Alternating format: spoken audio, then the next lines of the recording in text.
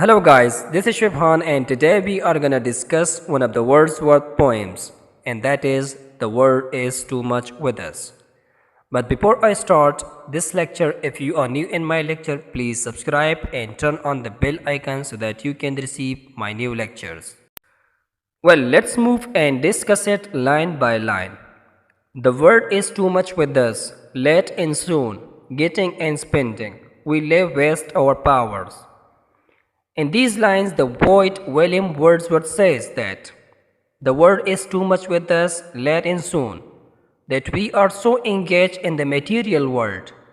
And then he says, thus we are wasting our energies and powers in worldly matters. And he says that getting and spending, we lay waste our powers, which means that we are wasting our power and energies in worldly matters because we are earning money and then spending it. Getting and spending mean we are earning money and then spending it, and all the time we are just thinking about the material world.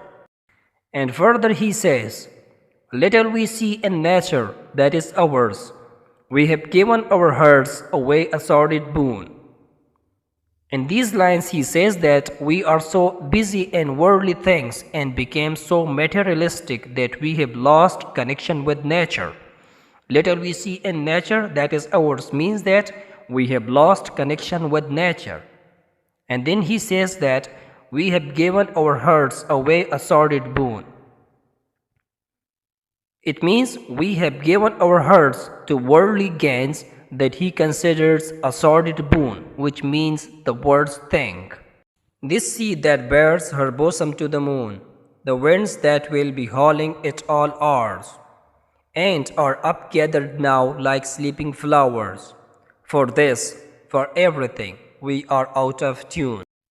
Now in these lines he says we have no sense to appreciate the ocean that reflects moonlight. The sea that bears her bosom to the moon means that we have no sense to appreciate the ocean that reflects moonlight. And the pleasant winds that are blowing every time and now sleeping like folded petals of flowers. The winds that will be hauling at all hours mean the pleasant winds that are blowing every time and now sleeping like folded petals of flower. And the last line he says, for this, for everything, we are out of tune, which means all these beautiful things have no effect on us. Basically, he is the poet of nature and wants to tell us that the modern material world and its pursuits have completely occupied our lives. It moves us not, great God. I would rather be a pagan, suckled and a creed outworn. In these first lines of the second stanza, he says that these beautiful objects of nature have no impact on us, and we cannot perceive beauty in nature. It moves us not means that these beautiful objects of nature have no impact on us. We cannot perceive its beauty. So then he says that, my God, I would rather be a pagan. But why he wants to be a pagan?